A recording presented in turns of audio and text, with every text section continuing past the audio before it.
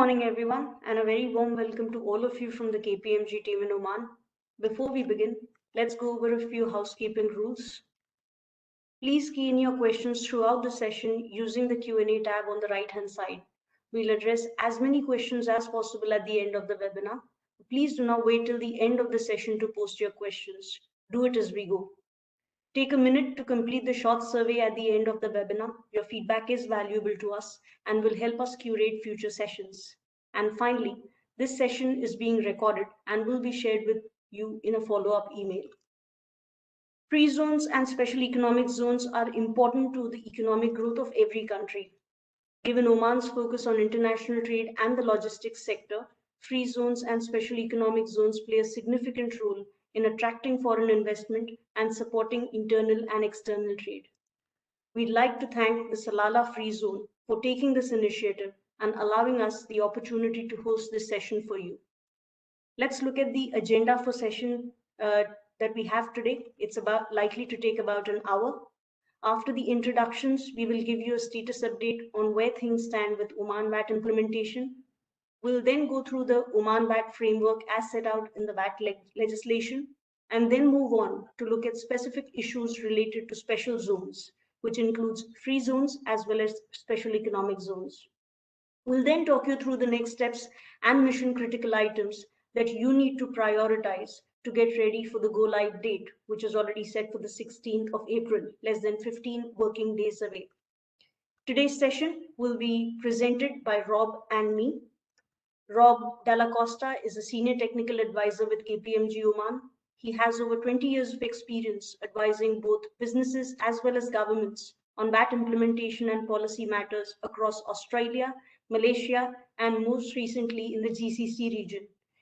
He's worked in the region for close to 5 years now, was a director with KPMG UAE until late 2018, assisting with VAT implementation in the UAE, as well as contributing to the early drafting of the Oman VAT legislation. After that, he was heading the VAT practice in Jeddah for another Big Four and has returned to help KPMG with the VAT implementation in Oman. My name is Abha. I'm a partner with the indirect tax practice. I'm based out of Muscat. I've been in the region for close to 3 years now, have assisted clients with VAT implementation that's ongoing in Oman, have assisted clients with VAT implementation in Bahrain, post-implementation in UAE as well as KSA. And before I relocated to the region, I worked with clients in India through GST implementation in 2017. Now, with that, let's jump right into the session today. Let's start with the status update. Now, the Oman VAT law, as most of you are aware, was published on the 18th of October 2020. It takes effect 180 days from the date of publication, which is why we go live on the 16th of April 2021. Earlier this year, the tax authority has issued 3 decisions, of which 2 are on registrations and 1 on zero rating of certain food items. From the decisions on registration, 1 reiterates the monetary threshold for mandatory and voluntary registrations. So mandatory registrations for businesses with supplies in excess of 38,500 Omani Riyals per annum. When you're looking at the value of supplies, you need to look at the value of taxable supplies, that's standard rated supplies as well as zero rated supplies, as well as import of goods or services that would be liable to VAT under the reverse charge mechanism or otherwise. Voluntary registrations for businesses with supplies or expenses in excess of 19,250 Omani Riyals per annum. The other decision on registrations staggers the registration and go live. So it's quite similar to Bahrain, but different monetary thresholds. Businesses with annual supplies in excess of 1 million Omani Riyals must register with effect from 16th April 2021. 500,000 to 1 million from 1st July 2021, 250,000 to 500,000 from 1st October 2021, and the last tranche is businesses with annual supplies of more than 38,500 Omani Riyals to 250,000 from 1st April 2022. Businesses eligible for voluntary registrations may apply at any point in time. There are different registration processes for resident businesses with commercial registrations, resident businesses without commercial registrations, and non-resident businesses. The monetary threshold does not apply for non-resident businesses liable for registration in Oman. The tax authority has launched the registration portal on 1st of February 2021 and was open for the first tranche of registrations until 15th of March. Although the tax authority hasn't made an official announcement, it is still allowing businesses to obtain registrations. The question is whether such businesses would be imposed with penalties for late registration. The tax authority is contemplating a waiver of penalties for delay registrations, but hasn't made an official comment or hasn't made an official press release in this regard. If you look at the portal allows businesses to register as tax groups, but in order to create a tax group, all members of the tax group must first be registered independently. And there are certain restrictions on entities that can create a tax group with special zones. Rob will touch upon that when he's talking you through the issues for consideration for special zones. Now, while the VAT law sets out the framework, as they say, the devil lies in the detail. The detail on several substantive as well as procedural matters are set out in the executive regulations, which were originally issued on the 14th of March and followed up with the English translation last week. The tax authority is working on general and sector specific guides to allow businesses better guidance because some matters are still unclear even in the executive regulations.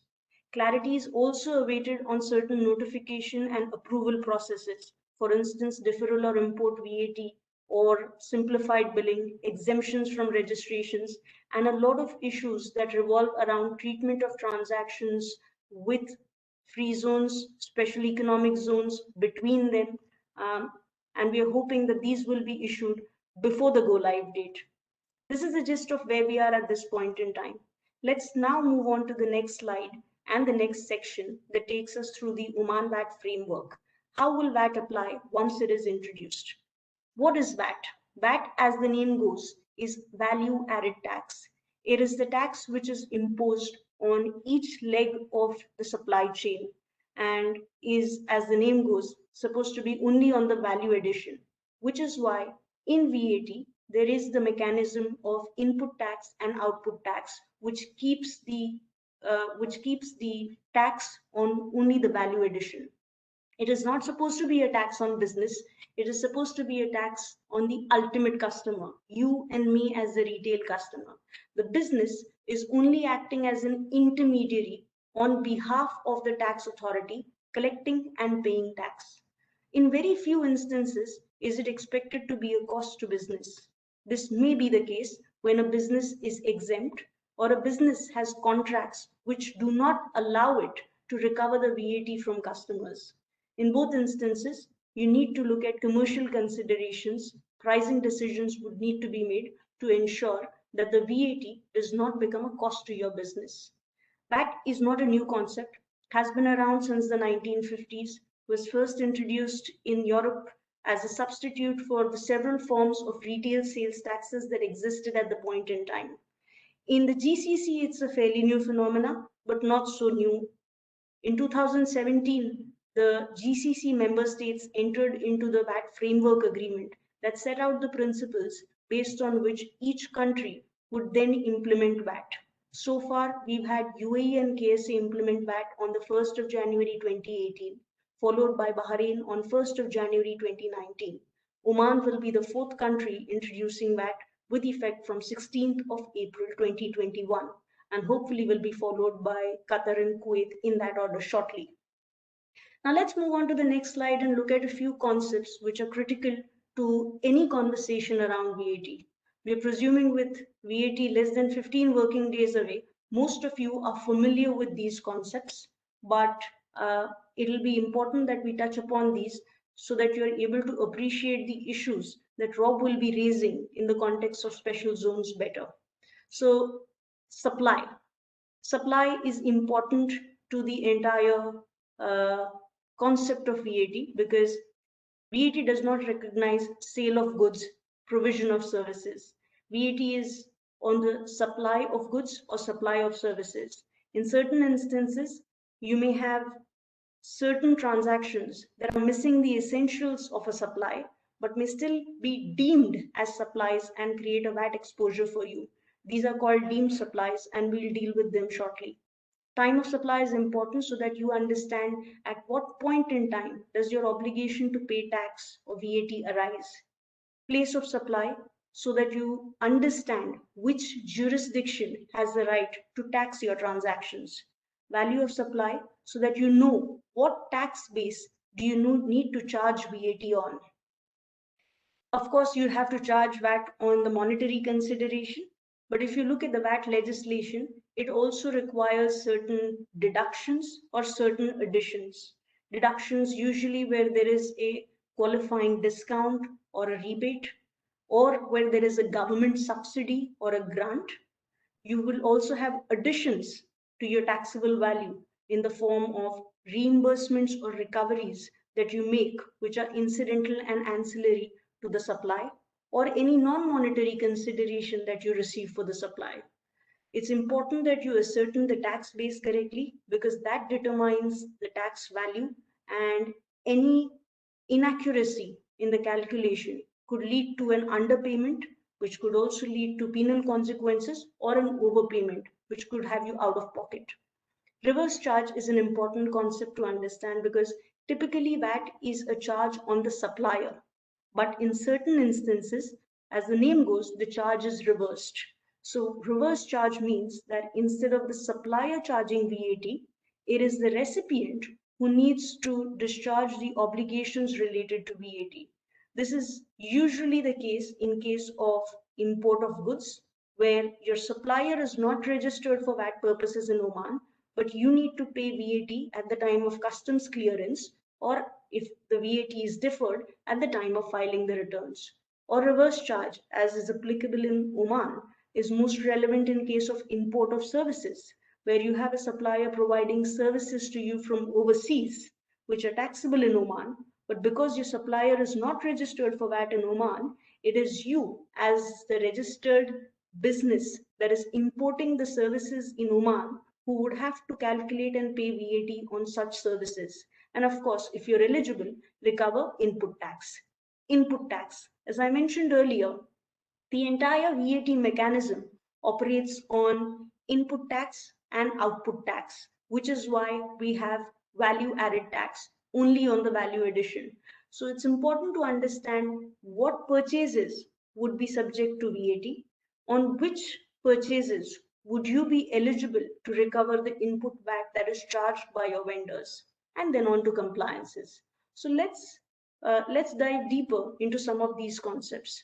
If we can move on to the next slide, let's look at the different types of supplies.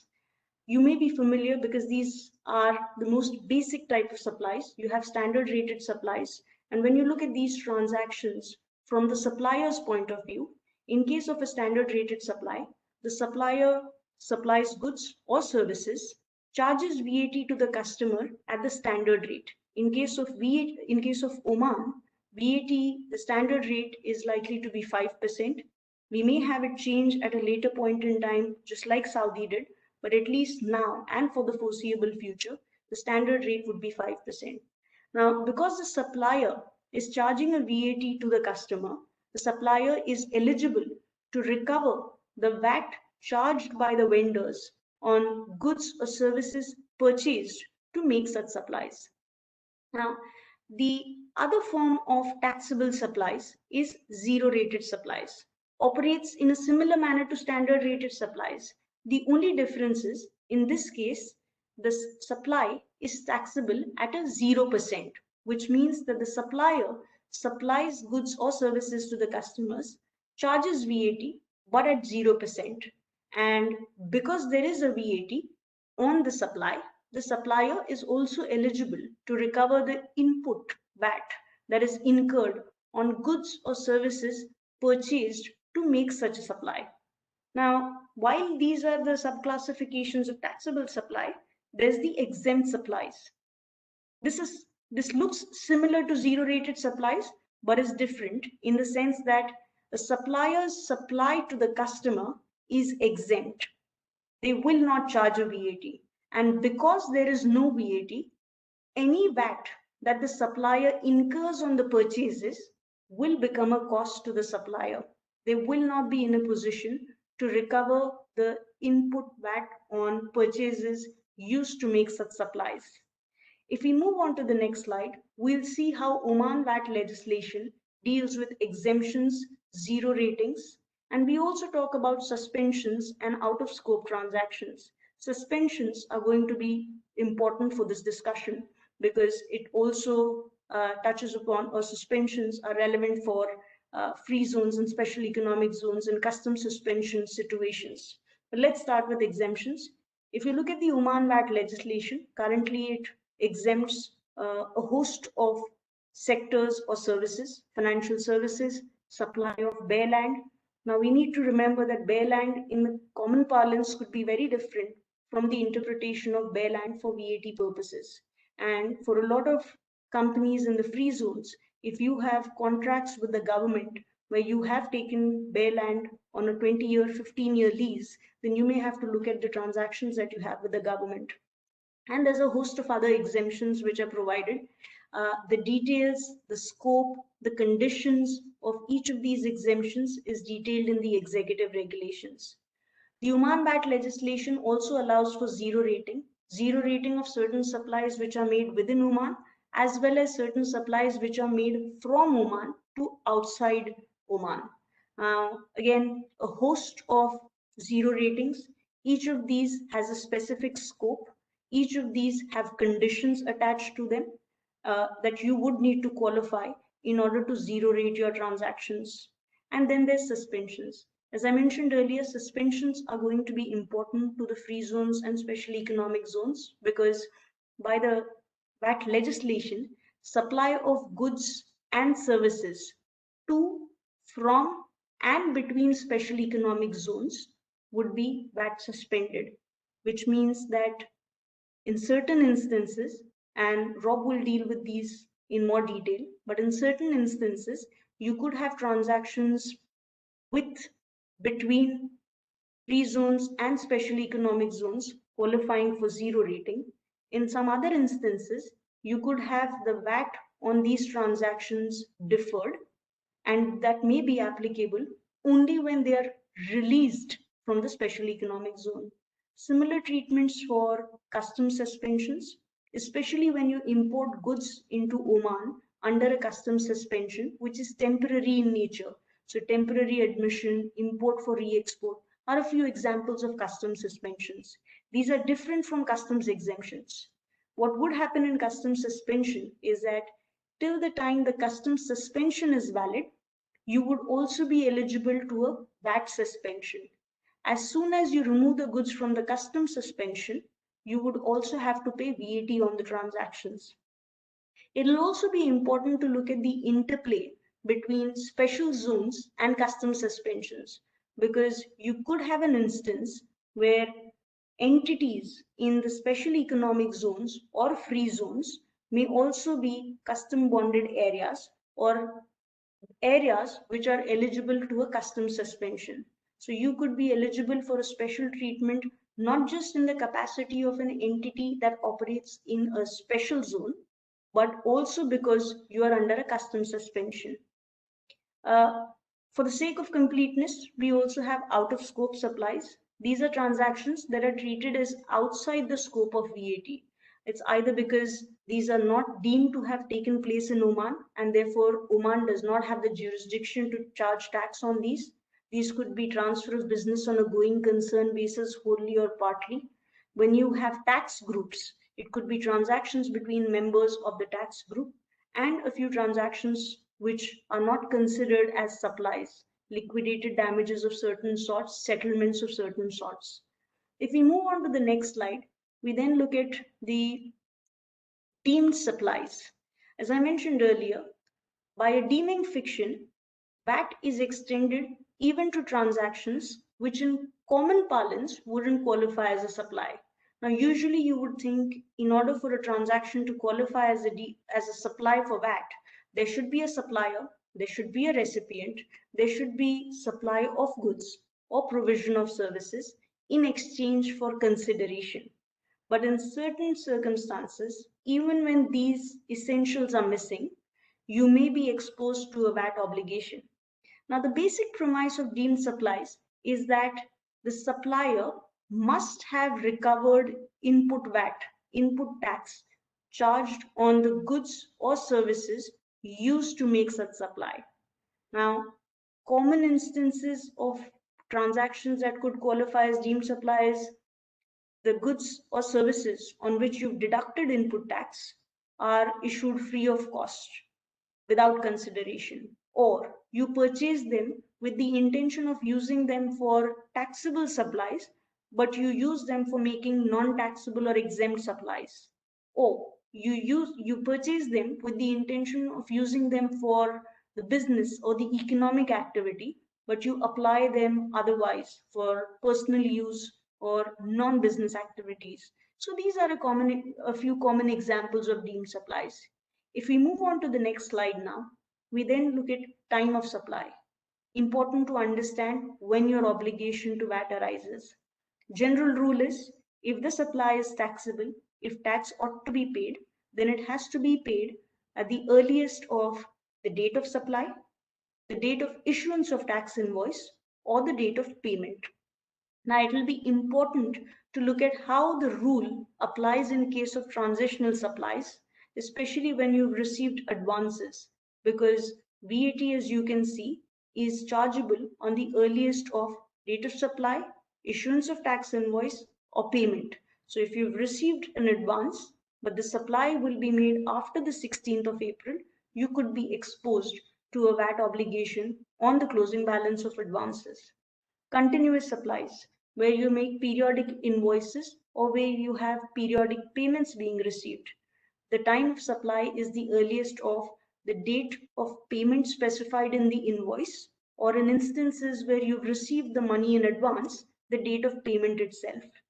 In case of imports, if VAT is payable, then the date of supply or the date on which your obligation arises is, the general rule is that it would be at the time of customs clearance. You would have to pay VAT in cash upfront.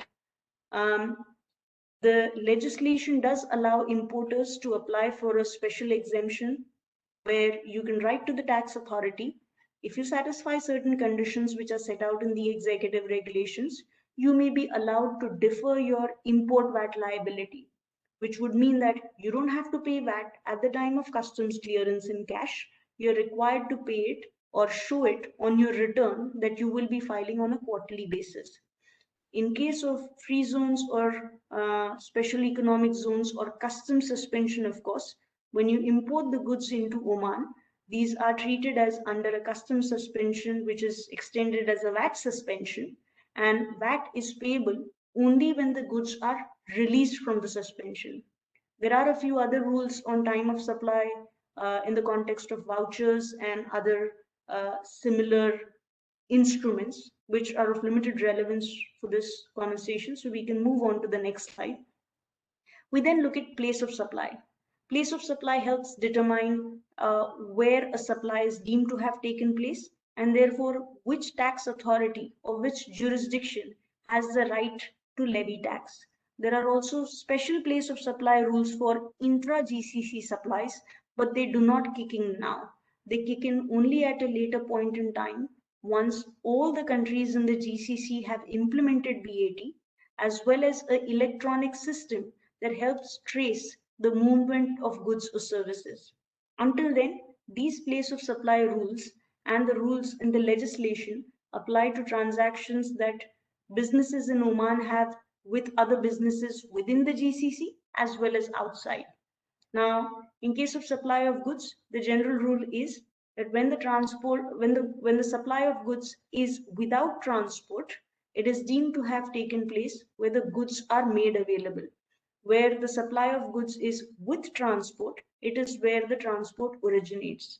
In case of supply of services, when the supply is made by a taxable person to an unregistered customer in the GCC, the supply is deemed to have taken place in the country of the supplier's residence, that is Oman. In all other cases, it is deemed to have taken place in the customer's place of residence. So these are the general rules that guide supply of goods, supply of services. Supply of services doesn't necessarily need to be an active provision of service. in certain cases, a passive act like refraining from doing an act or tolerating an act could also qualify as a supply of service so long as other criteria of a supply are met. There are special rules for supply of oil, gas, and water through pipeline and electricity, and a few other instances such as supply of real estate related services, supply of certain transport related services, telecom related services, which are guided by special rules. If we move on to the next slide now, we can then talk about input tax recovery, the rules around input tax recovery. Under the Oman VAT legislation, businesses that are registered are allowed to recover input VAT on goods and or services used or intended to be used for either making taxable supplies, and taxable supplies include standard rated supplies as well as zero rated supplies, or used for making exempt supplies outside Oman. But in order for you to be able to recover input VAT, you need to be registered. You need to have a valid tax invoice that contains all the details set out under the executive regulations. Now, you have up to 3 years from the end of the tax period in which the right for input VAT recovery arises to deduct the input tax.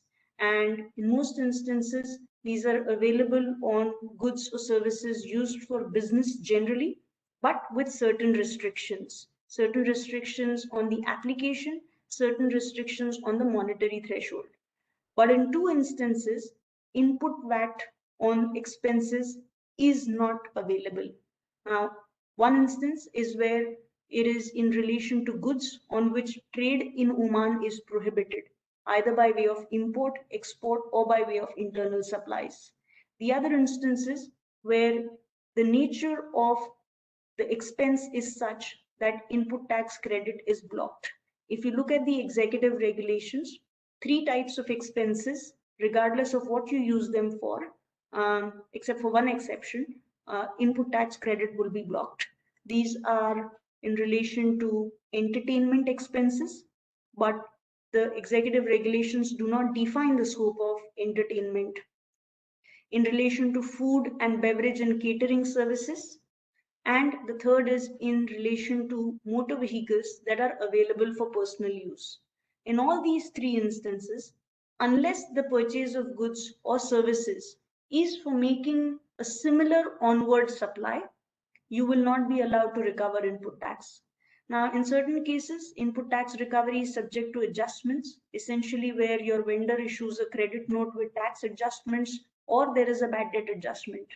In instances where businesses make taxable as well as exempt supplies, you would need to apportion input tax. What apportionment means is that you would be allowed to recover input tax credit that is directly attributable to making taxable supplies. You are not allowed to deduct input tax that is directly incurred for making exempt supplies. And to the extent of common expenses on goods or services used for making taxable as well as exempt supplies, you're allowed to recover input tax only in the proportion of taxable supplies to total supplies. Because Oman is introducing VAT in a staggered manner, the legislation also allows businesses to recover input VAT incurred prior to registration, but subject to conditions. Different conditions for goods, different conditions for services. And if we move on to the next slide now, we talk about compliances. Every business that is registered is required to issue a tax invoice for all supplies, and you are allowed to issue invoices in foreign exchange, but they need to give you certain details in Omani Riyals too. And you need to look at the average buy and sell rate issued by the CBO to calculate your tax obligations. You're required to retain records, tax invoices, customs documents, books for 10 years in case of all transactions, 15 years in case of real estate related transactions. Every business at the moment that is registered is put on a quarterly tax period, which means that you will have to file quarterly tax returns. Tax returns for each quarter are due by the 30th of the month that follows the tax quarter.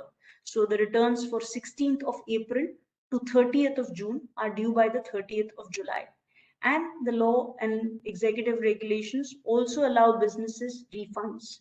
What's most relevant to this sector or this business is going to be excess input tax that you have, that you've accumulated on purchases of goods or services, and you will be, if you're eligible, allowed to apply for a cash refund subject to conditions in the executive regulations.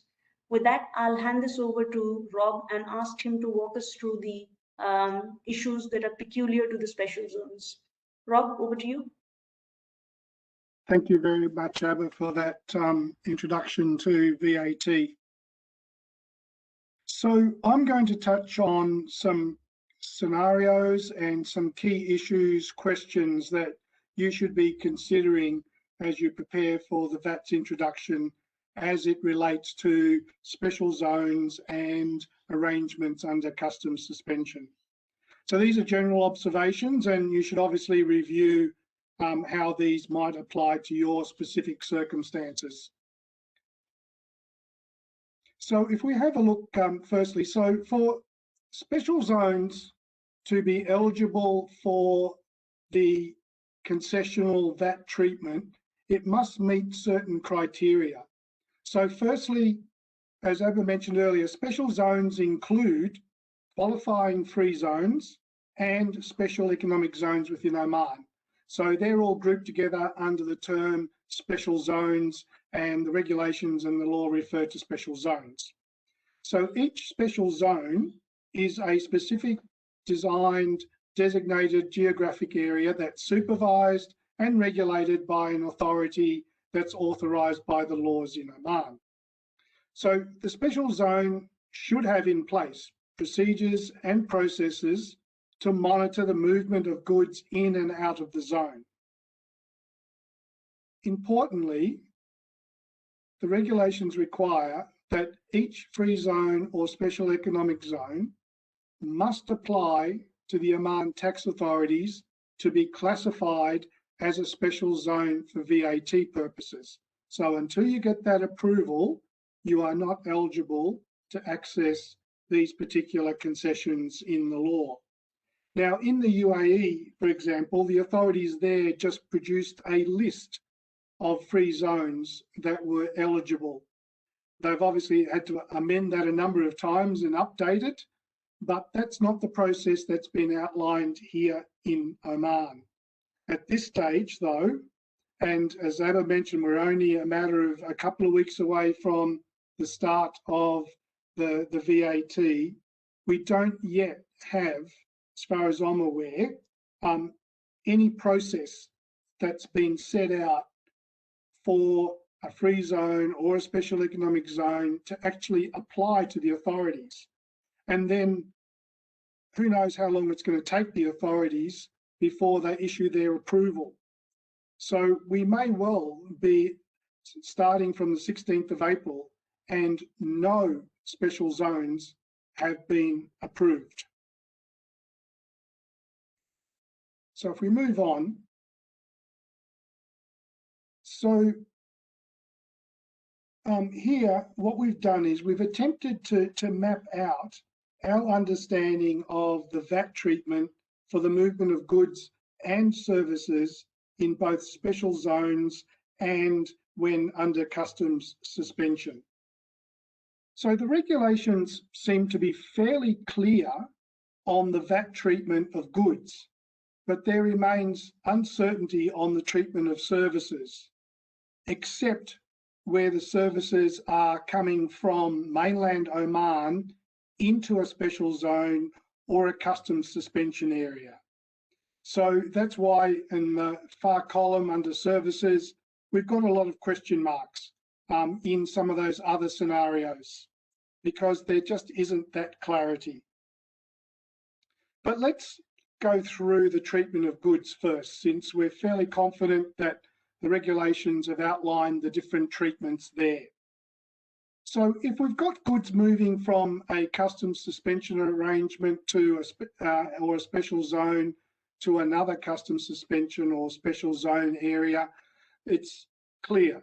It'll be treated as a zero-rated supply. If we're moving goods from customs suspension special zone into the mainland, then this is considered as an import. So the customs suspension is finished, you're moving out of the special zone. So import VAT is going to be applicable for whoever is the importer of record on those goods. And that's when it becomes important, as Abba mentioned, whether you're able to apply for the input VAT deferral scheme to derive some cash flow benefits. When goods are moving from the mainland into customs suspension arrangement or into a special zone, that is going to be zero rated as well. But if goods are moving from outside Oman and into a customs suspension or special zone, then the duty and the VAT is suspended. So it's not treated as a zero rated transaction. It's obviously coming in from someone outside who's not registered for VAT. So it's sensible that it's just suspended. When goods are moving from one of these custom suspension areas or a special zone to outside Oman, then it's just treated as a normal export. So if you've got the required documentation to show the goods have left within the 90 days that's specified, and you have the other exit documentation, then you'd be able to apply the zero rate. However, when it comes to the VAT treatment of services, there are very few references in the regulations. And so we need to rely on and fall back on what might be in the Oman VAT law itself. And there's a few provisions there that deal with customs suspension and free zones. It's Article 54 and Article 52 also can come into play. Article 54 essentially refers to the fact that supplies of goods and services from, to, or within special economic zones will be treated the same as that treatment for customs suspension. So it gets the same treatment without it going into details. And that is prefaced by saying, and in accordance with the regulations. But as I said, the regulations really only specify one arrangement in relation to services, which I'll come to in a moment. So if we look at Article 54, that tends to, as I said, focus on customs suspension, which normally deals with goods and not services. So it's not necessarily particularly helpful in terms of guiding us as to the treatment that might apply. So the question is, will these supplies of services between special zones, etc., will they just follow the normal rules and be standard rated, or might they qualify for zero rating? If we look at when you're providing services from, say, a special zone into the mainland, again, Article 54, and when you look at it in relation to Article 52 that also talks about customs suspension, it doesn't cover supplies from. It talks about supplies to or within. So again, it leaves open the question as to whether or not it's normal rules, and these supply of services from, say, a special zone into the mainland would just have the standard rate of VAT applied. What we are clear about is that Article 99 and 107 of the regulations make it clear that if there's a supply of services from the mainland into a customs suspension area or a special zone, then the zero rate will apply in those circumstances. So that's one that we can be fairly clear about. And as I said, Article 99 and 107 of the regulations are fairly clear on that point. Again, when we come to services from outside of Oman into a customs suspension or special zone. So again, Article 54 doesn't give us a lot of guidance in that respect. But the question is, if this is treated as a normal standard transaction, then if you're registered for VAT, you would expect that the reverse charge would apply.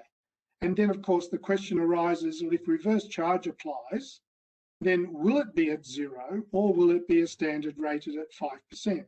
So again, we still need some clarity about whether it would be 0 or 5% in that case.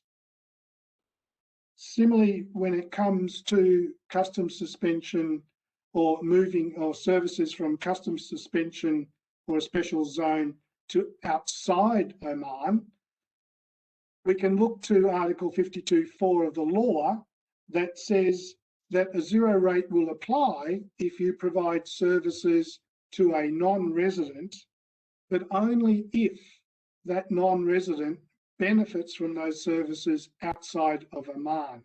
So if you can satisfy that condition, then it's most likely going to be 0 rated, otherwise standard rated would apply.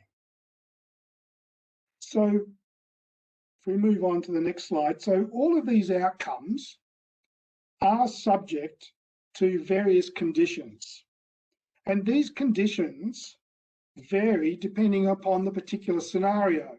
So here we've identified 4 different arrangements with 4 different set of conditions that need to be met to qualify for 0 rating if that's the case, or for suspension. So if we look at the first one, we're looking at a 0 rating for the movement or the supply of goods within special zones. In that case, either the customer or the recipient of the goods needs to be a taxable person, and they need to be registered with and licensed by the operating authority. And obviously, the goods that are received need to be for use within the zone. And the input tax on the goods is not restricted in any way. And you need to have some documents evidencing this movement. And I'll talk a bit more about what sort of evidence the regulations have set out. When we're looking at 0 rating for supply of services to special zones, and we've got one clear example of where we're certain that 0 rating will apply, the customer has to be a taxable person, and again, they need to be registered with and licensed by the operating authority of the zone. And again, the services that are received need to be for the activity in the special zone, and I'll talk about that a little later when we look at some other issues. There's an exclusion for services that are related to restaurant, hotels, food and beverages, cultural, artistic, sporting, educational, recreational services. So these are the services that are listed in Article 24.5 of the Oman VAT law. And it also excludes any services that are exempt. And Abba took you through a list of the exempt services earlier. When it comes to 0 rating for supplies of goods to a customs suspension arrangement, you just need to have particular documents evidencing that transaction. So there's less in terms of conditions that need to be met. We're talking about 0 rating for supplies of services to a customs suspension area. Again, we've got a list of conditions. Again, one of them is that the services needs to be used for the activity in that customs suspension arrangement. And again, it doesn't apply to those services which are excluded under Article 24.5 of the Oman law, or those things that are exempt.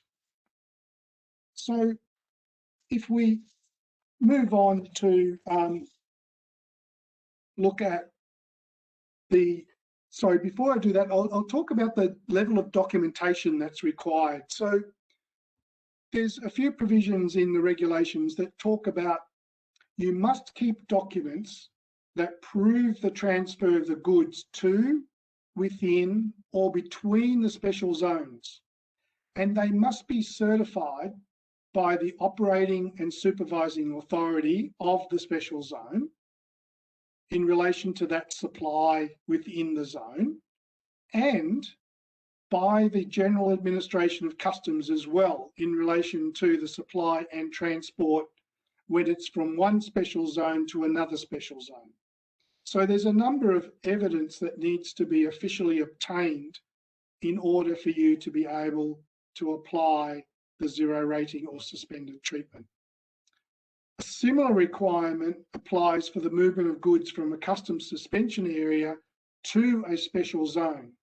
But in this case, the regulations just require certification by either the supervising authority or from customs, depending on the particular circumstances. But we know from experience in some other VAT jurisdictions that the authorities have been looking for a bit more than that. They've been asking to see the exit certificates. So it may well be really prudent for you to ensure that you've obtained these to support your zero rating treatment. So if we move on,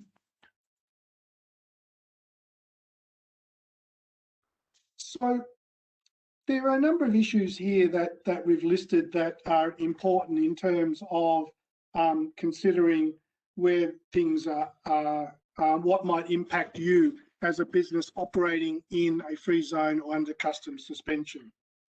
So the first one is dealing with where you might be supplying goods. Sorry, need to turn that off. When you're supplying goods on a DP basis. So this implies that the supplier in the special zone is required to clear the goods into the mainland. They need to pay the duty, pay the VAT where it's applicable. The special zone supplier will most likely need to issue some sort of commercial documentation to clear the goods from the special zone through customs. The special zone supplier will then be making a local supply. Having cleared the goods, they'll then be making a local supply to the customer in Oman, and they'll need to issue a tax invoice, charge VAT, and account for VAT on the supply. So it's going to be really important to have a look at the Incoterms that are used for your particular transactions. That can help guide what the likely VAT implications will be. The other issue is about registration obligations. So just a word of warning here. Don't take the view that because you are operating in a special zone, that somehow you are not required to register for VAT. You are part of the Oman mainland. You're not excluded or carved out under the VAT law. And if you look at the online registration form, there's actually an optional question regarding if you're operating in a special zone or a customs suspension area. So that was an optional question when you apply for registration. So while you might be largely making zero-rated supplies, they are still taxable supplies, and they count towards calculating the mandatory VAT registration threshold, which, as we know, is really low at 38,500 riyals. Of course, because of the staggered threshold registration process, you do have that threshold where if you exceeded the 1 million, then you were meant to have registered by the 15th of March. But as Abba mentioned, it's not too late, and unofficially the authorities have indicated they're not going to be imposing penalties. And once you are registered, and if you are only making zero-rated supplies, there is then the option to apply for zero rating. Abba mentioned VAT grouping. I won't take up much time. Article 125, the regulation, simply says that if you are registered with an entity operating in a designated special zone, you cannot group with anyone in the mainland. So grouping is, you're just excluded from grouping. If we look at one of those conditions that I went through in nearly all of those scenarios was proof of receipt for the purpose of carrying out activity in the special zone. So for a supply of services to a special zone from the mainland, the supplier needs to prove, among a range of other things, that their services are being received for the purposes of carrying out the activity in the special zone. If they can't prove that, then they shouldn't be applying the zero rate. So we would expect that they will be approaching the customers in the special zones and asking them to confirm in writing that they are in fact going to use those services within the special zone, and therefore they won't apply the standard rate. If they don't get that letter back, there's every chance they're going to take the conservative approach and apply VAT at 5%. But what about you as a recipient? What do you need to consider about the implications of agreeing or signing one of these confirmations? Can you be certain that in all cases you're going to use those services within the special zone? You may have an operating entity in the special zone, and you might have an admin office out on the mainland. And if you're receiving telecommunications services, for example, how can you be sure that it's all being used in the special zone and not partly outside? And then what if, despite your confirmation to the supplier, the Oman tax authorities say, no, 5% should apply? Are you going to be liable for the penalties imposed by this on the supplier? Do they have some legal recourse to you? So you need to be careful about how you respond to these approaches if and when they come.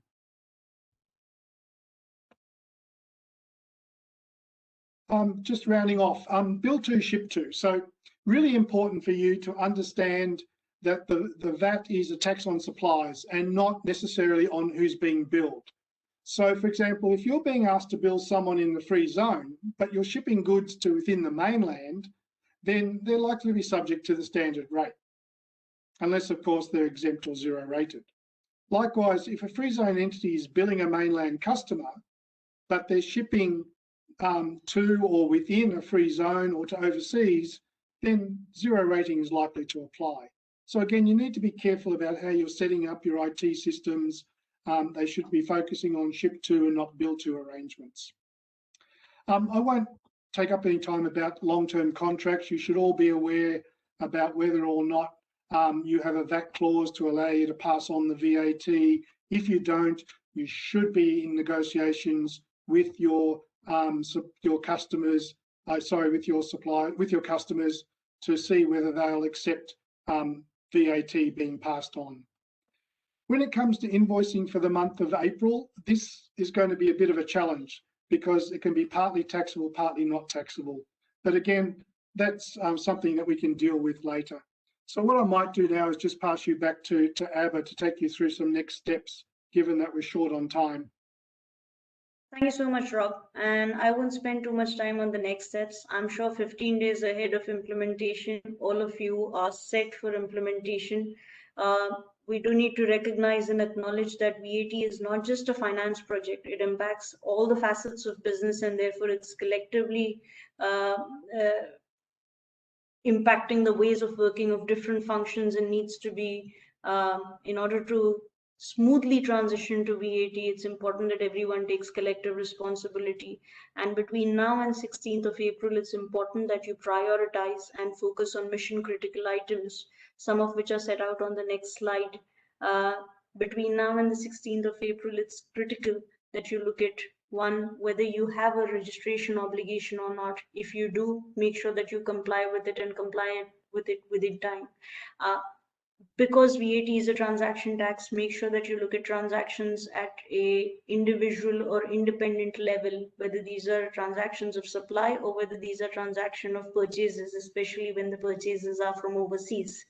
If you're eligible for any exceptions, look at whether it requires a special approval or a special process. If yes, then make sure that you make an application to the tax authority as the process is notified.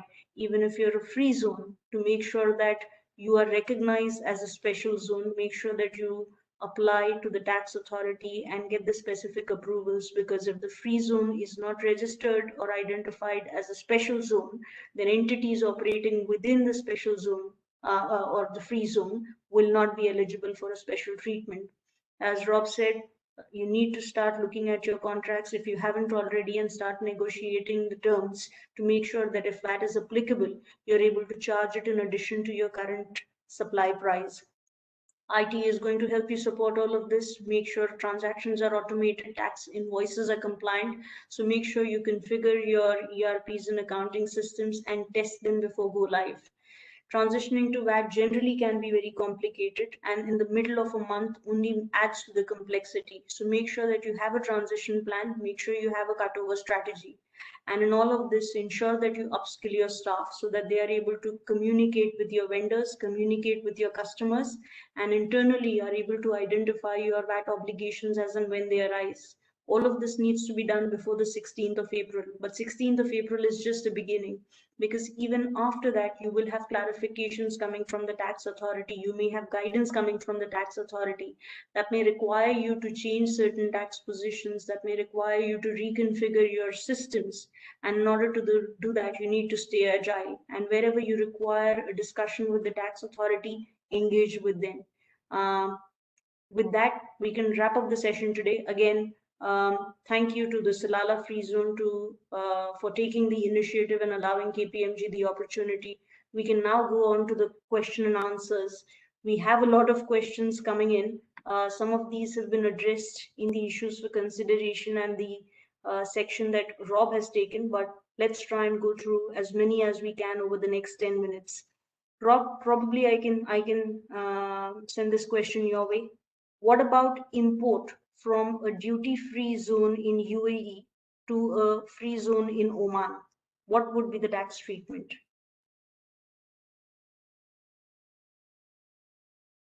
You're on mute, Rob. Apologies for that. So if the goods are coming from outside Oman into a customs suspension or a special zone, then the regulations provide for the VAT to be suspended. And just to add to what Rob said, it doesn't matter where they are coming from, whether they are coming from a special zone in the UAE, whether they're coming from UAE mainland or anywhere else. What you need to look at is their status when they are being brought into Oman and where they are being cleared for. The special place of supply rules, as I mentioned earlier, will only apply at a later point in time, not today. Maybe I can try and take a stab at the next one, and I'll try and club two questions. Dukum Economic Zone is not fenced. Will Cesar come under free zone and special economic zone under VAT laws? And is Salala free zone a special zone? So as Rob mentioned earlier, in order for the free zone entities or the special economic zone entities to qualify for a special treatment, it's important that the free zone or the special economic zone is designated as a special zone by the tax authority. Now, if you look at Article 102 of the executive regulations, it sets out the conditions for recognizing a demarcated area as a special zone. And some of these conditions are that this must be designated as a free zone or a special economic zone in Oman. The zone should have procedures in place to monitor the movement of goods and supplies to the free zone and from the free zone. The zone must be regulated by an operating authority, and it also allows the tax authority to subscribe or prescribe other conditions that the tax authority deems relevant for qualifying a zone as a special zone. So only if the zone satisfies all these conditions, applies separately to the tax authority, not for a VAT registration, but to be designated a special zone, will it qualify as a designated zone. It does not currently require demarcation or boundaries or fencing of a particular area. But then again, as I mentioned, there is one open condition where the tax authority can list any conditions, where this could be one of them. At the moment, the tax authority hasn't set out those conditions. With that, we can move on to the next question. Rob, maybe you can take this one. What is the treatment when the goods are supplied by a non-resident supplier to a taxable person in the special zone? So was that services? Goods. So what is the treatment when goods are supplied by a non-resident supplier to a taxable person in the special zone? Yeah, so I think that's, you answered that question earlier, that if anything's moving from outside Oman, if the goods are coming into a customs suspension arrangement or a special zone, then the VAT is suspended. So it doesn't matter whether it's coming, as you mentioned, from a free zone in the UAE, or whether it's coming from, it can come from anywhere outside of Oman. Yeah. Next question is how trading items will be treated where the material does not come to the special zone and the sales are made outside. Maybe I can try and answer that. We presume here you're asking about transactions where uh, the movement of goods is entirely outside the free zone or the special economic zone. That goods are probably being dealt with, brought into Oman, are being billed for from the special zone, but they never enter or exit the special zone.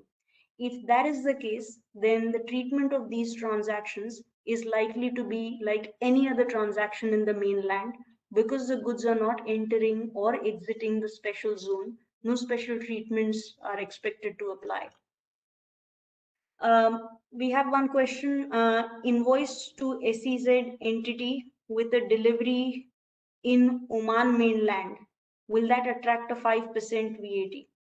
I'm presuming what the participant is trying to ask here is ex-works supplies which are made from mainland to a free zone, where the free zone entity has to arrange for the shipment or the transfers. Rob, would you like to take that one? So I think that this is one of those where if the goods are moving from mainland Oman into a customs suspension arrangement or a special zone, then the zero rate will apply. That's Yes. one of the clearest areas under the regulations in terms of both goods and services as well. So that's one that we can categorically give you an answer. It's zero rated. The next question is, we have not started our operations and the manufacturing plant is under construction. Do we have to pay VAT on the import of plant and machinery? Rob, do you want to take that one and I can supplement So maybe? I'm assuming this has got nothing to do with being inside a free zone. So if that's the case, then normal input VAT will need to be paid by whoever is the importer of record. And then if it's being used for constructing a plant, you'll be able to recover that VAT. There'll be a significant cash flow impact until you're able to apply for, assuming you're eligible for the import VAT deferral scheme. But you'll up until now, there's no details about the import VAT deferral scheme, and even if there was, the authorities need something like 30 days advance notice to give approval. So you could expect that from the 16th of April, if you're importing any goods, you'll need to account for VAT at the time you clear the goods through customs. Right. And just in case you are in a free zone and you are importing these goods for the purpose of setup? So then it should be VAT suspended. Yeah. But you also need to look at your registration obligations, and you also need to look at whether the zone that you're located in, again, I know we've said this quite a few times, but you need to see whether the zone that you're located in, whether it does qualify as a free zone, as a special zone for VAT purposes or not. Yeah, as I mentioned, there's lots of conditions that need to be met. So you need to meet all of those conditions that I previously outlined. The next question, the next couple of questions are more generic in nature. Is there a condition of compulsory registration for a company operating in a free zone, even if the turnover is less than 38,500? So if you look at, maybe I can take a stab at that one. Yeah, sure.